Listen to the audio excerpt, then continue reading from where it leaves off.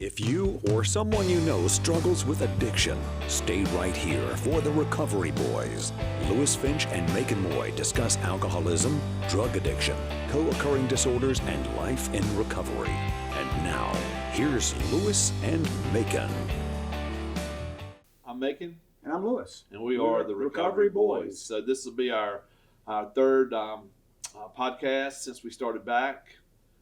There's just so many things that we want to talk about. This will probably be our last podcast minus a guest. Yes. And we are recording it just a little bit earlier in the day than normally, but things have just been busy. I hope everybody enjoyed the last podcast with the 3 law school deans. We got a lot of good response from that. We did get a lot of response. Did you have questions that came up after the fact that you wish you'd asked them? I did, and it's always interesting watching professional people around each other, how their schools reflect their personalities. Yes. And even, and we laughed about it, but even the way they present themselves with the way they dress, right, their mannerisms and everything else.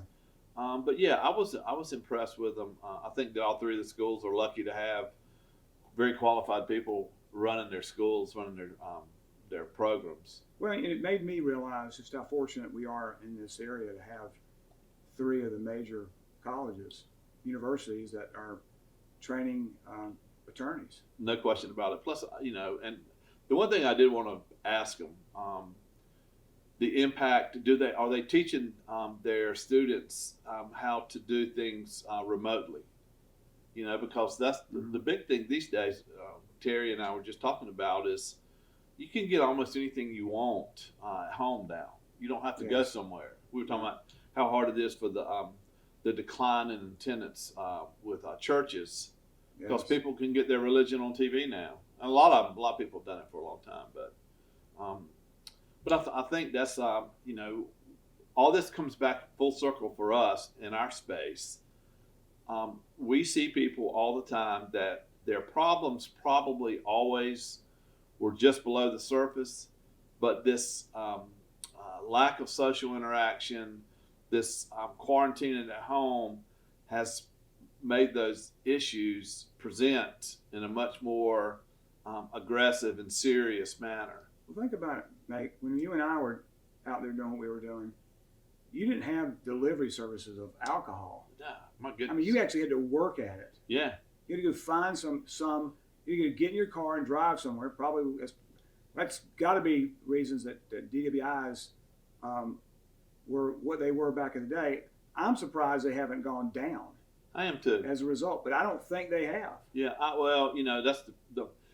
I think they probably have gone down from people going to the liquor store, but you and I both know that once you get a buzz on, once you get a stomach full of liquor, you make bad decisions. That includes you want to get out, you want to go to the places that you want to go, you want to go check out your people, and invariably you pop in the car, you make bad decisions, and the DWIs.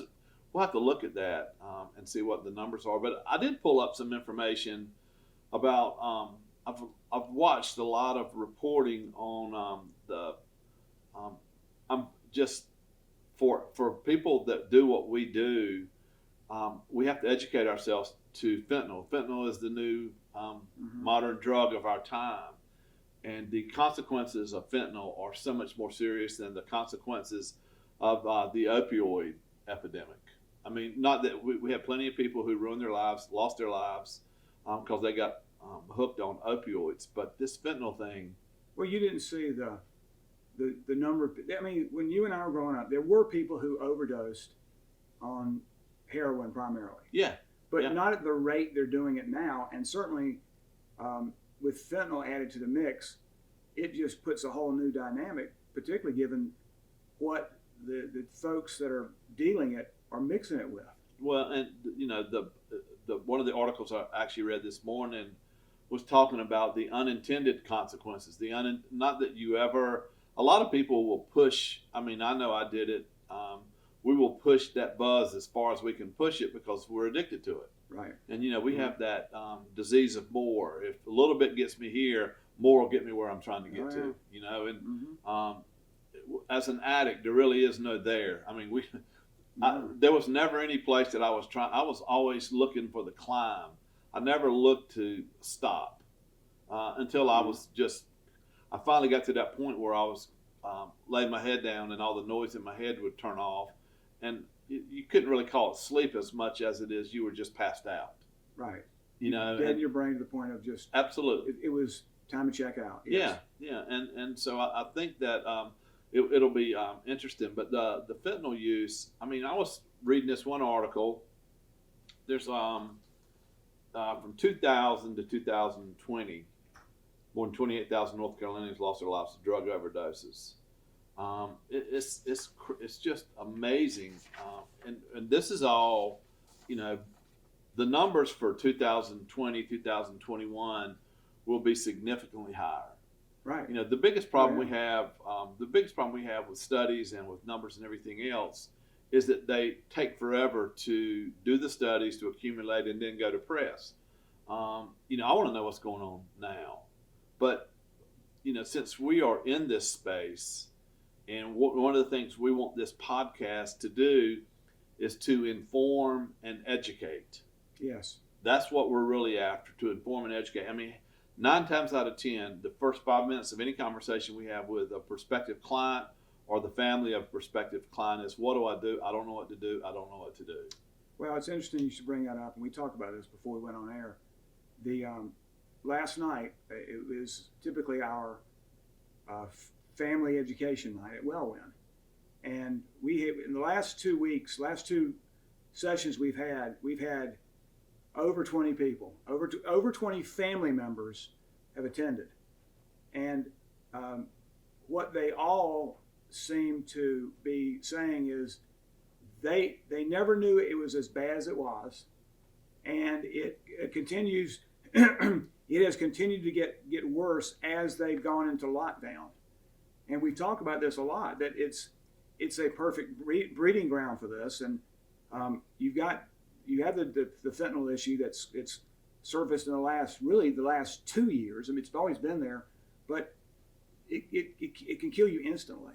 It can, and it's not so much. I mean, for a lot of the conversations that we end up having, I think that death is still one of those concepts that most people don't fully appreciate or don't think could happen to them. Right. You know, I mean, how many times have I had a conversation with somebody who has lost somebody, and they're more still in denial that it actually happened? Yeah. You know, because I think, you know, really philosophically, we always consider drug overdoses for people who lived on the streets. You know, it's no different than when I was still trying to convince myself I wasn't an alcoholic and a drug addict. I would always look at the homeless people and the people eating out of dumpsters and say, those are the people with the problems. I don't have a problem. Correct. And I think that one of the things that we have all discovered is that alcoholics and drug addicts are up and down the social ladder. Well, I mean, we particularly see that here. There's no question about it. So it's thrown in our face all the time. It's interesting that everybody comes in here though with the same amount of denial. They do. I mean, you know, it is refreshing, and we do see it. We do see it, especially in the last 6 months. We do see people who show up here who have already conquered that the conversation, that question about whether they have a problem. They readily admit they got a problem. Right. And let's face it. I mean, we can help people. We can help families who are honest with us and who have finally owned up to that they're fighting a battle. They're absolutely not qualified to fight. They're totally ill-equipped. Yeah, they are not qualified to fight. Mm-hmm. And I got to tell you, it's not something that you can learn to get good at. Every case is different, but there is some sameness to the way we approach it, at least the way we do here at Wellwyn and the way you and I do individually. There is a way that we approach it that seems to impact. We've had positive impacts. I'm not saying that we haven't lost one or two, but we've had really good response, I think, with the families and with the addicts. And you know, we were talking briefly before we came in here. I have a new client. You know, one of the most interesting things for me is how we end up meeting people. Yes. You know, how we end up meeting people. So I have a new guy that I'm helping. I won't call him a client. I just, for whatever reason, he found me through a article that was written about a month or two ago about the opioid crisis and about, and I was, as I try to be, I was just honest about what happened to me and the consequences. And he read it and he called me. And you actually picked the phone up. We always pick up the phone. And so I started seeing if I could help him. He's an older guy. He's had a stimulant issue for a long time. What's his how old is he? 51 years old. What's his drug of choice? Cocaine. But because cocaine became a little too expensive as he went through and spent all the money he had and then spent a bunch of money he didn't have, meth became a much better option for him because it was cheaper. And he's been using since he was in his late 20s. He's 51 now. Wow. So that's a big chunk of life. He's lucky he's still alive. You know what? And I think that's one of the things that impacts him. He does have a son, and his son's getting ready to have a child, so he's getting ready to be a grandfather. Wow. And I think maybe that's what's pushed him to the point where he's willing to do anything to get help. But so, what state was he in when he arrived with you? What is his living condition? What is his? He's homeless. He's living in his car. Okay. We thought we had a treatment center lined up for him. This is all playing out real time. I mean, literally through last night. We thought we had a treatment center set up, but it didn't work out. And I'm going to just explain a quick little nuance to most treatment centers because of health regulations, because of liability issues. But most treatment centers will not accept somebody with a substance abuse problem unless they've been properly detoxed. Right. Okay. So Properly detoxed. Explain the liability issues. I think people need to understand that. Well, what you don't want to have is somebody to go into your system, to go into your treatment center and have a negative reaction to not having their drug or their alcohol and dying, because then you're open to litigation. The families are going to blame you. And listen, we've both been to treatment. Treatment is where you go to start getting help. You don't walk into a treatment center and 30 days later walk out with a little stamp on the back of your head saying cured.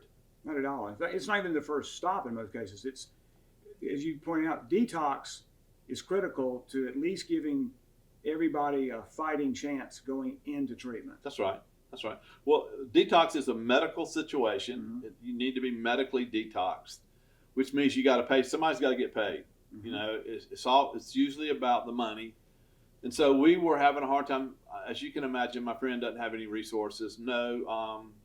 Just no resources. He has recently picked up some health insurance, but health insurance is it's iffy on how that works, especially with mental illness, substance abuse, and a detox situation. So anyway, we got him to a detox, and because he is trying to stop using, he hasn't anything in the system. So the detox people wouldn't accept him because he didn't need to be detoxed. Well, plus, following this out, if insurance won't pay, if the physical part of a detox isn't present. Yeah, that's right. So if the person is jonesing, is craving, has urges, the whole deal, insurance doesn't care. Insurance only cares if they come in with the substance in their system. Right. And the detox facility needs to get paid. So what did he end up doing? He went and bought alcohol and drank so that he would qualify to go into a detox. And you and I talked about this. That is nuts. So he's trying to stop, and the only way he could start the process was to go and add more alcohol to the system, even though alcohol is really not a primary. It's a secondary problem for him, not a primary problem for him. And so in order for him to get to a place where he could get some help, he had to go backwards. And I thought to myself, there's something fundamentally flawed. He wants help. He's looking for help. Right. He's looking for help. But he can't get it because he doesn't have the symptoms, or he doesn't have the substance in his body that is required by either the detox facility or his insurance for them to pay for what he needs to get. That's correct. That's correct. Okay. And so the system is set up. It makes sense logically if you are trying to mitigate your liability Right. exposure. But if you're a drug addict or an alcoholic, it makes no sense at all. Mm-hmm. So there's always the practical application is where you usually find the flaws in almost any policy. Right. I mean, there's no way, because every one of these cases, as ours were, is unique and has unique nuances. There's no way to plan for all of them. Yeah. You need a system that can move a little bit. And if anybody that's been through mental illness or substance abuse, that's a system that is absolutely flawed and has got no ability to move around. Well, and unlike from an insurance perspective, or even from a hospital or detox perspective, if you had a physical illness, you can see the physical illness. Right. Where you cannot see the addiction part in the human brain. All you see is the behavior behind the substance use. That's right. And you can't articulate that to either an insurance company or a facility. And we know that people who abuse alcohol and people who abuse drugs, 99% of the time do it for a separate reason. And it's usually a mental illness Mm-hmm. situation, depression, anxiety, early life trauma, Bipolar disorder. Yeah, I mean, there's a lot of reasons, but finding good quality, listen, for people with resources, finding your way through the system is what makes way more sense, and it's a lot easier than a guy who's living in a car. Right. A guy living in a car is got limited. First off, he's been impacted by 30 plus years of drug use, so his ability to reason has already been compromised considerably. Finding somebody who cares enough to try and spend some time. He was almost in tears when he called me. When he finally texted me and called me, I got him in a homeless shelter. I got him. We got him a hotel room the first night, so he would, because it's cold. Right. So he would get some sleep, and then we were able to. I will tell you, the Durham Rescue Mission does a phenomenal job in this area, and I got him into the Durham Rescue Mission yesterday. But he texted me last night, and whether this works out for him or not, he appreciates that he's now being given a chance that it might work out. Left to his own devices, it's just easier to wander back down to the drug dealer and get high. Sure. And not worry about it for 12 hours or 18 hours. Well, and we mentioned this earlier, but this whole starts with you picking the phone up. Yeah. Which everybody does not do in this space. Well, and not only that, but also it's always fascinating, or it's a little disappointing when somebody would take a call at 10 minutes after 5 because their office closes at 5. 5 o'clock, right. And, a crisis, I don't know if any of you have ever dealt with a crisis, but it doesn't have a watch on. A crisis just happens when a crisis happens. I mean, imagine if your house was burning down and the fire department said, we'll be there at 8. We open at 8. We'll come by at 8 and we'll check on you. But, your house will have been burned down by then. And there's a little bit of that in our space.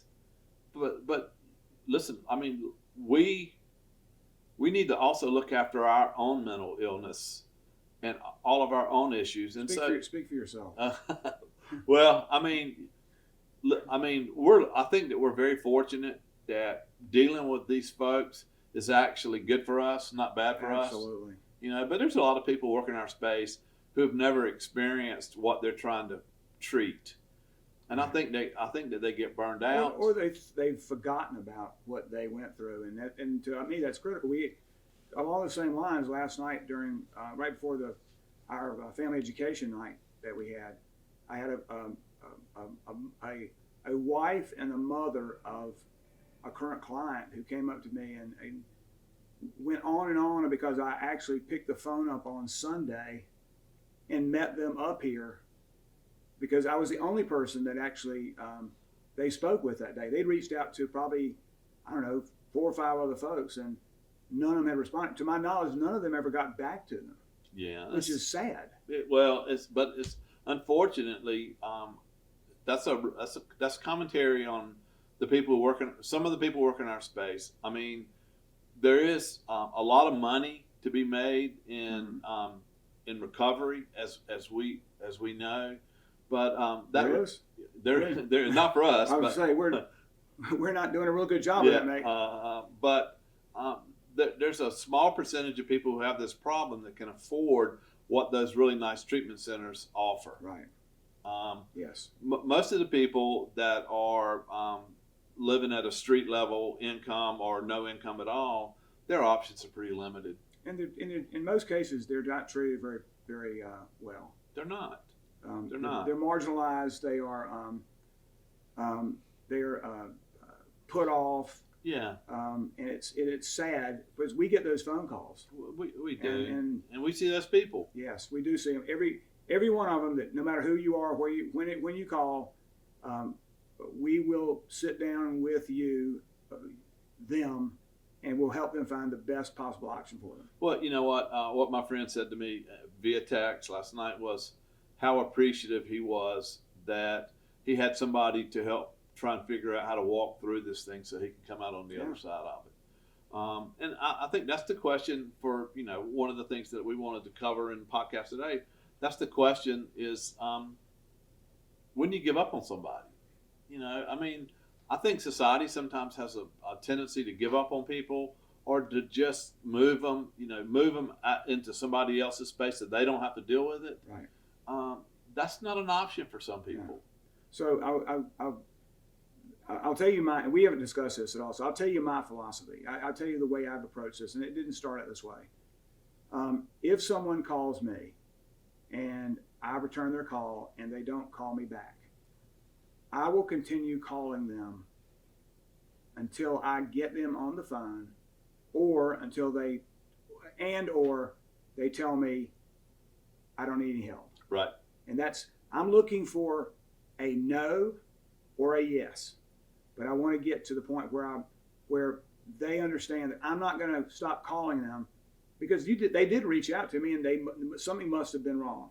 And that's a philosophy we have here at Wellwind. In fact, I was talking with Shannon yesterday about this, and there's this one woman that reached out to us probably a month ago, and religiously she's kept this woman, calling this woman, and she knows she's looking for the woman to tell her stop calling me. Right. Yeah. Because you have to. Yeah. Otherwise, someone will fall through the cracks simply because they don't feel like they're being wanted. Yeah. Yeah. Well, listen, it's hard enough. The stigma associated with having a drug issue, an alcohol issue, or a mental illness issue is pretty significant. If you've already in some fashion conquered that by calling and asking for help, that's a big first step. Mm-hmm. What you don't want to have is that step needs to be responded to. Absolutely. And it can't be a recorded message at a number that you call, hoping that somebody's going to call you back. It needs to be somebody needs to answer. There needs to be a real voice on the other line, and then you need to give them real information. Mm-hmm. And listen, we tell people all the time, what we do here is not a fit for you, but we can find the right spot for you, and we will help you. And that's what we're going to do with my friend. I mean, we've come up with a plan. He understands the plan. It's inherent on him to execute the plan, but we're going to manage it for him. Right. And that's, I think that's what everybody's looking for. So I think that's the question for us. And if you're out there, if you're watching the podcast today and you're trying to figure out what to do, quit trying to figure it out and look for some help. Reach out to some people who can help you so that you don't have to try and figure it out, because it can become,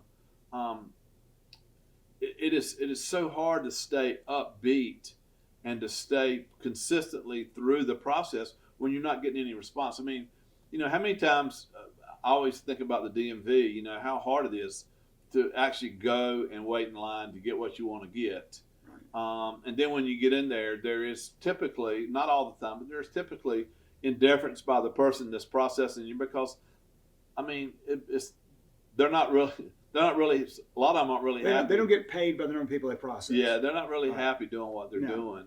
And so, I think that that's probably the most important thing that we can do. But, help somebody come up with a plan and then help them execute it. That's what most people want. I know a lot of people out there watching us today, they need information. Mm-hmm. You know, we know what the problems are. They know what the problem is. What they don't know is what to do about it. Well, and I would encourage people too, do not stop reaching out. If you continue reaching out to people in this space, you will eventually find somebody who can help you. That's right.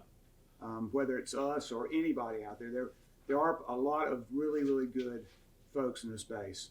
Unfortunately, there are just as many ones that are in it for either the wrong reasons or they don't understand what the right reasons really are. Yeah, I agree with it. So one of the things, if any of you guys watched our podcast when we were doing it from the radio station over in Sanford, we had Kayla would check in with us at the start of each show. I'm hoping I'm going to talk to my friend to see if he's up for that, so we can chart him, watch his progress, and report on the success or report on the failure. That way it becomes real. It really becomes real.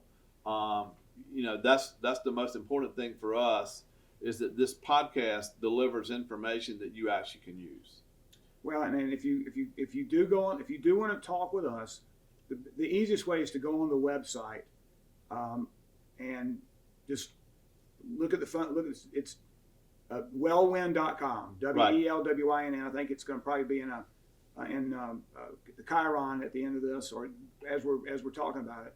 That's the quickest way to get up with either us or one of our staff members. And by the way, all of our staff have the ability to do everything we've talked about. They're all fully on board with exactly what we've been discussing, and reaching them or making myself is one and the same. Yeah, and that's the start of it. And we'll talk about this from time to time. Lewis, talking about we got some guests coming up. Yes. And so next week we'll have a guest. We haven't really decided which one we want to bring on. Actually, I've got a surprise. We do have somebody. Do we really? Yes, we do. We have the lovely folks from Lakeview Health. Oh, cool. Excellent. A great facility down in Jacksonville, Florida that we're very familiar with, and they do some awesome work. Good. So they'll bring us information. They're obviously here to introduce their facility, but we're also talking about the reason that they work there. There's always interesting stories. Very much so. That our guests bring. We will also kind of update you on my friend as he tries to turn his life around. Right. Go from living in a car to being a grandfather. I mean, that's what we're after. We're going to try and help him and reintroduce him. He becomes a productive member of society. That would be awesome for us. And so we'll be back next week. We look forward to these shows every week. If you have any specific subject that you would like for us to either find out about or speak to, just reach to us through the website. Our email addresses are on there. And you can also go to therecoveryboys.com. There's a link to WellWin. And so that's another way that you can reach out to us. We do try through our social media platforms to introduce these podcasts. We're getting some good response so far, but we will probably come up with other ways to get these podcasts out to the public so you can watch them. But if you're watching it, share it with somebody. Please. Share it with somebody. And so that'll take care of us for this week. I'm Macon. And I'm Lewis. And we're the Recovery Boys. Thanks, everybody. Go to therecoveryboys.com. This show will be posted quickly. Terry, our crack team here, will make sure that it's out. Terry's amazing. And we will see you again next week on the Recovery Boys. Lewis? Thank you, Macon. Thank you, Lewis. I will And see you thank next you, buddy. week. All right. Thanks so much. Guys. Good night, everybody.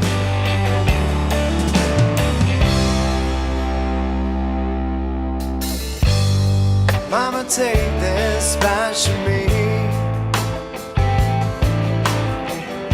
'cause I can't use it anymore.